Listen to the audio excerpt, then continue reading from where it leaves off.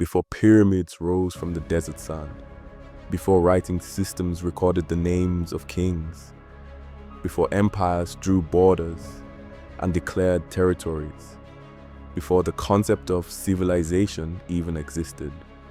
Human beings were already thinking, already designing, already planning for futures they couldn't yet see, already solving problems with creativity and intention, already leaving proof behind.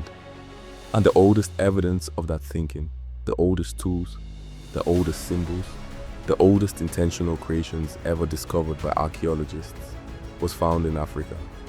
Not as accident, not as coincidence, not because researchers happened to be digging in the right place at the right time, but as a record of a continent that shaped human intelligence from the very beginning. Tonight on Black Culture Unlocked, we're uncovering the oldest human artifacts on Earth, what they are, where they were found, what they tell us about early human cognition, and why they prove something profound that history classes often rush past. Human intelligence did not suddenly appear elsewhere and then get brought to Africa. It was built, refined, and expressed first on African soil. It was developed over millions of years by African ancestors who learned to transform the natural world around them into tools, symbols, and meaning. This channel exists to restore complete Black history, not a history that begins in chains and plantations and trauma, not a history reduced to reaction and resistance and recovery, but a history rooted in creation, continuity, and contribution that stretches back to the absolute beginning of what it means to be human. When people talk about Africa today, they often talk about origins. Humanity began in Africa, gets repeated like a footnote, acknowledged briefly before the conversation moves on to discuss other regions in far more detail, as if Africa was a place humanity passed through on its way to somewhere more important. As if once humans left Africa, the real story of human development began elsewhere. Archaeology tells a radically different story. Africa wasn't a starting line that humans crossed and left behind. Africa was a workshop, a laboratory, a training ground, a place where humans learned how to shape stone, symbol, memory, and meaning, long before anyone else anywhere on Earth entered the picture. And the physical evidence of that learning still exists. It can be held, it can be measured, it can be dated, it can be studied. Let's talk about what that evidence actually shows. Archaeology isn't guesswork. It's not about making up stories to fit whatever narrative feels comfortable or politically convenient. It's the systematic study of physical decisions that humans left behind. Decisions frozen in stone, preserved in caves, buried in sediment layers that can be dated with remarkable precision using modern scientific techniques. A stone tool is not just a rock that happens to have sharp edges. It's a choice.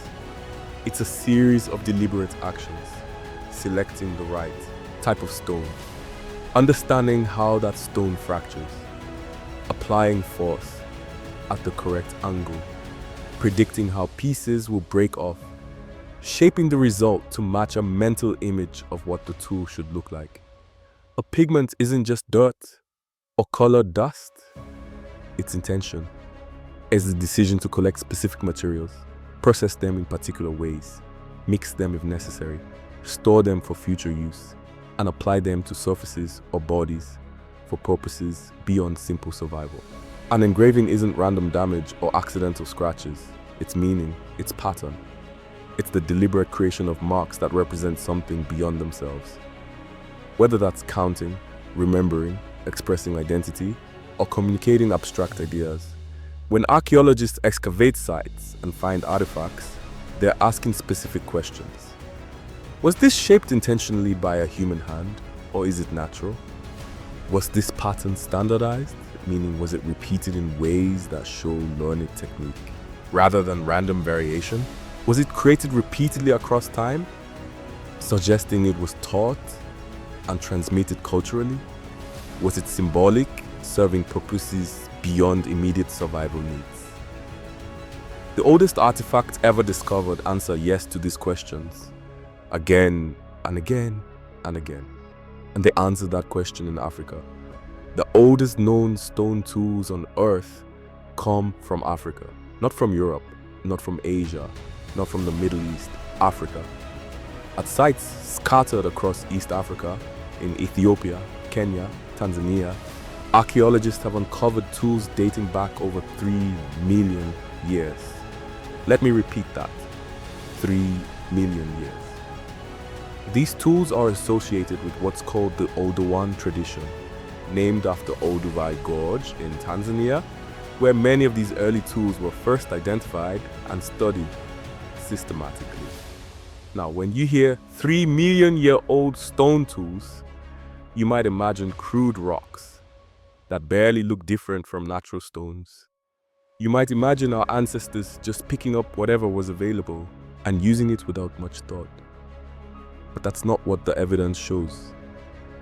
These weren't random breaks.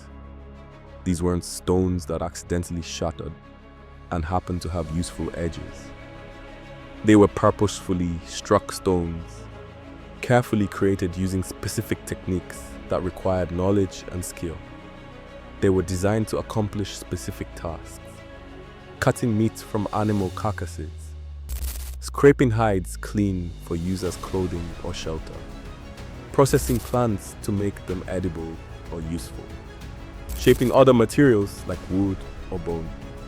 Each tool shows evidence of angle control, understanding that striking at certain angles produces certain results. Force prediction, knowing how hard to hit to create flakes of the right size and shape. Outcome planning, having a mental image of what the finished tool should look like before beginning the creation process. That requires foresight. It requires abstract thinking. It requires the maker to imagine a future use before the tool exists. To think ahead to a moment that hasn't happened yet and create something that will be useful when that moment arrives. That is cognition. That is intelligence. That is planning. And it happened in Africa first, not elsewhere, not simultaneously around the world. First in Africa, and then, much later, techniques spread as populations migrated. But the story gets even more remarkable. In Kenya, at a site known as Lomekwi on the western shore of Lake Turkana, archaeologists discovered something that shattered long-held assumptions about when human ancestors first began making tools. They found stone tools dating back 3.3 million years, even older than the Oldowan tools that had previously been considered the earliest. These Lomekwi artifacts pushed the timeline of human tool-making back by 700,000 years. That's not a minor adjustment. That's a fundamental rewriting of when human cognitive abilities capable of tool creation first emerged. And these tools weren't simple accidents.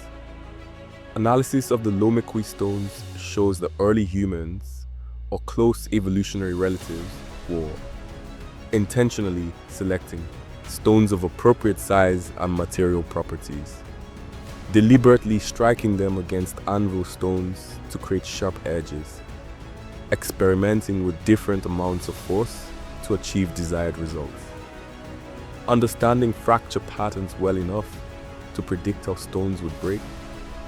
This wasn't mindless trial and error. This wasn't luck. This was learning. This was the accumulation of knowledge. This was the transmission of technique from one generation to the next. Africa wasn't sitting passively, waiting for intelligence to arrive from somewhere else. Africa was producing intelligence. Africa was developing it. Africa was refining it over millions of years. Now, tools are impressive. Tools show problem-solving ability and manual dexterity and the capacity to plan ahead.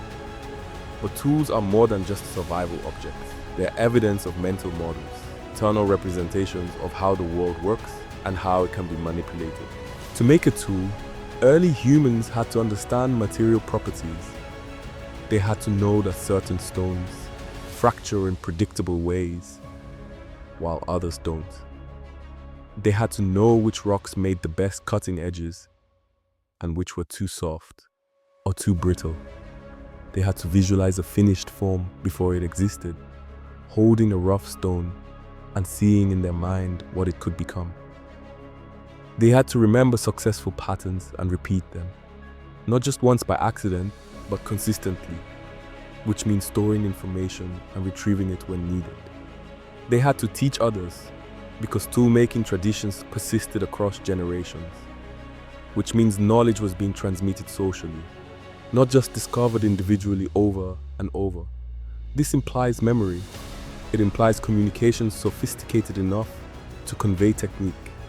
It implies social learning, the capacity to observe, imitate, and improve upon what others have done. Africa didn't just produce tools scattered randomly across the landscape. Africa produced knowledge systems, cultures of learning, communities where skills were developed, refined, and passed down. And those knowledge systems became the foundation for everything that followed in human cognitive development. But we're still just talking about functional objects, tools for cutting, scraping, processing. Important, yes. Evidence of intelligence, absolutely. But now we need to talk about the moment when human thinking shifted from purely functional to symbolic, from survival to meaning. In South Africa, along the southern coast, archaeologists uncovered one of the most important sites in the entire history of human cognitive evolution, Blombos Cave. And what they found there changed everything we understood about when humans became capable of abstract thought. At Blombos Cave, excavations revealed engraved ochre pieces, stones deliberately carved with geometric patterns that served no functional purpose, pigment processing kits, evidence that early humans were collecting, grinding, mixing, and storing colored materials, shell beads, marine shells that were perforated and likely strung together as jewelry or decorative objects. These artifacts date back over 70,000 years. Some estimates push certain finds closer to 100,000 years ago. Now here's what's crucial to understand. These are not survival tools. An engraved pattern on a piece of ochre doesn't help you hunt better. It doesn't make food safer to eat. It doesn't protect you from predators or harsh weather. These are symbols. These are expressions of ideas that exist beyond immediate physical needs. They show abstract thinking, the ability to represent concepts that aren't directly visible or tangible. They show pattern recognition, creating deliberate, repeated geometric designs rather than random marks. They show shared meaning because symbols only work if multiple people understand what they represent. They show cultural expression, the transmission of ideas, identity, and worldview through created objects. This is art. This is the human capacity to create meaning, beauty, and identity through deliberate creative acts. And it was happening in Africa tens of thousands of years before similar evidence appears anywhere else on Earth. Let me emphasize that timeline again because it's staggering. While early humans in Africa were creating symbolic engravings, processing pigments for decorative use, and crafting beads for personal adornment 70,000 to 100,000 years ago, there's no comparable evidence of such behavior anywhere else in the world. The famous cave paintings in Europe, Lascaux, Altamira, Chauvet, that are often celebrated as the birth of human artistic expression. Those date to approximately 15,000 to 35,000 years ago. African symbolic expression predates European cave art by 35,000 to 65,000 years. That's not a small gap. That's not a minor difference in timing. That's evidence of a fundamental truth. Symbolic thinking, the capacity that makes humans uniquely human, emerged first in Africa. Symbolic thinking marks a major cognitive shift in human evolution.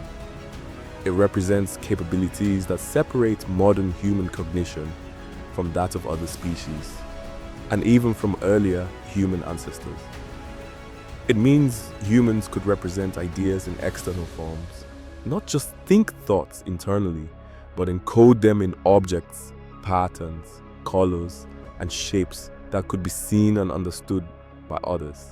It means they could store meaning outside the brain, in objects that could be kept, displayed, passed to others, preserved across generations. It means they could communicate identity using symbols to show group belonging, personal status, cultural affiliation, or individual expression. It means they could transmit culture across generations, teaching not just practical skills, but also abstract concepts, beliefs, values, and traditions. This isn't accidental behavior. This isn't random experimentation that happened to produce interesting results. This is designed behavior. This is intentional creation of meaning. And the oldest proof of that design comes from Africa, which means Africa wasn't just developing technology, better tools, more efficient hunting techniques, improved survival strategies. Africa was developing culture, shared systems of meaning that bound communities together and allowed them to think beyond immediate survival needs. Art is often treated as a European invention in popular narratives about human history. When people think about early human creativity, they think about cave paintings in France and Spain. They think about Venus figurines from Central Europe. They think about sophisticated sculptures and frescoes from ancient Greece and Rome. But archaeology tells a longer, deeper story. In Africa, early humans were engraving deliberate patterns into stones, shaping symbolic objects that served no survival function, using color intentionally for purposes beyond camouflage, and decorating their bodies and tools with materials chosen for their visual or symbolic properties. These actions served no survival necessity. You don't need art to eat. You don't need geometric engravings to avoid predators. You don't need beaded jewelry to stay warm. But you do create these things when you have identity, a sense of self and group that goes beyond mere survival. Belonging, the desire to mark membership in communities through shared symbols. Worldview, beliefs about meaning, purpose, and the nature of existence that you want to express and communicate. And all of this existed in Africa long before similar expressions appear in Europe or Asia. So what do these artifacts, the oldest tools, the earliest symbolic engravings, the first evidence of decorative art, actually prove about Black history? They don't just prove that early humans were intelligent. That's obvious. Every human population is intelligent. They prove African leadership in human cognitive development. They show that Africa wasn't behind in human evolution, waiting for other populations to catch up and bring civilization back. They show that Africa wasn't primitive or stuck at earlier stages of development while other regions advanced. They show that Africa wasn't waiting passively for cultural diffusion from elsewhere to spark innovation. Africa was setting the pace. Africa was at the forefront. Africa was the place where the fundamental capacities that make us a human, tool creation, symbolic thinking, artistic expression, first emerged and were refined over millions of years. The continent raised humanity by teaching it how to think beyond immediate needs, how to plan for uncertain futures, how to remember and build on past knowledge, and how to create meaning that transcends survival. So here's the question that needs to be asked directly. If the archaeological evidence is this clear. If the oldest artifacts consistently come from Africa, if the timeline shows African populations developing symbolic thought tens of thousands of years before other populations, why isn't this emphasized more in standard history education? Why do textbooks still rush past African archaeology with brief mentions before spending chapters on later European and Asian developments? Why do many people still have the vague impression that human intelligence and creativity somehow emerged elsewhere? Because acknowledging this evidence fully requires rewriting long-standing narratives that have shaped how human history is taught and understood. It requires recognizing that intelligence didn't emerge suddenly in ancient Greece or Renaissance Europe. It was already ancient by then, refined over millions of years in Africa. It requires recognizing that civilization didn't appear out of nowhere in Mesopotamia or the Indus Valley. It was built on cognitive foundations laid down in Africa long before. It requires recognizing that Africa isn't humanity's footnotes, the place you mentioned briefly before moving on to the real story. Africa is humanity's foundation, the place where the story begins, develops, and continues. And that's uncomfortable for narratives that have centered European achievement and treated African history as peripheral for centuries. When Black history is taught beginning with enslavement, when that's the first detailed chapter students encounter, it erases millennia of human achievement. It creates the impression that Black people entered history as victims, as people to whom things were done, rather than as creators, thinkers, and innovators. These artifacts, stone tools 3.3 million years old, symbolic engravings 100,000 years old, artistic expressions tens of thousands of years before similar work appears elsewhere, remind us of a fundamental truth. Black people were thinkers before oppression existed, creators before capture, innovators before exploitation. They were developing the cognitive tools that would allow humanity to spread across an entire planet, adapt to every environment, and build the complex cultures we see today. Slavery interrupted Black history. Colonialism tried to erase it. Racist narratives attempted to minimize it. But it did not create Black history. The history existed for millions of years before anyone tried to destroy it.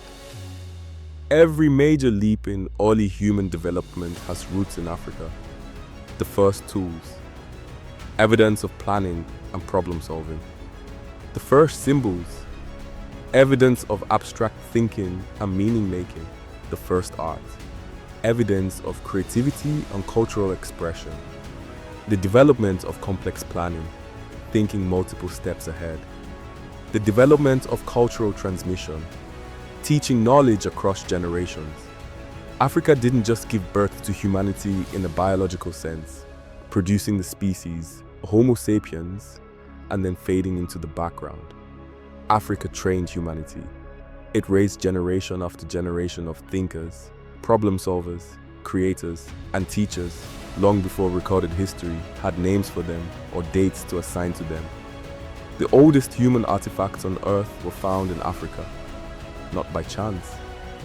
Not because archaeologists happened to dig there first, but because Africa was where humans learned how to be human, where stone became more than just rock. It became tool, shaped with intention and purpose, where pigment became more than just color. It became symbol, carrying meaning beyond its physical properties, where memory became more than just individual recall. It became culture, transmitted across generations and binding communities together. Black history is not a reaction to suffering. It's not a narrative that begins with trauma and is defined by resistance to oppression. It is a record of creation stretching back millions of years. It is the story of humanity learning to think, plan, create, and express meaning all happening first on African soil. This is Black culture unlocked. And this is the evidence that the human story, from its very first chapter carved in stone and scratched in ochre, was written in Africa. If this restored a piece of Black history for you, if it filled in gaps that education left empty, share it. Because pride grounded in archaeological truth, in physical evidence that can be held and measured and dated, can be erased by narratives that want to minimize African achievement. The stones remain. The engravings remain. The evidence remains. And it tells a story that begins millions of years before slavery, before colonialism, before anyone tried to convince the world that Africa was primitive or behind. It tells the story of humanity's foundation, built in Africa, refined in Africa, and carried forward by African innovation and intelligence.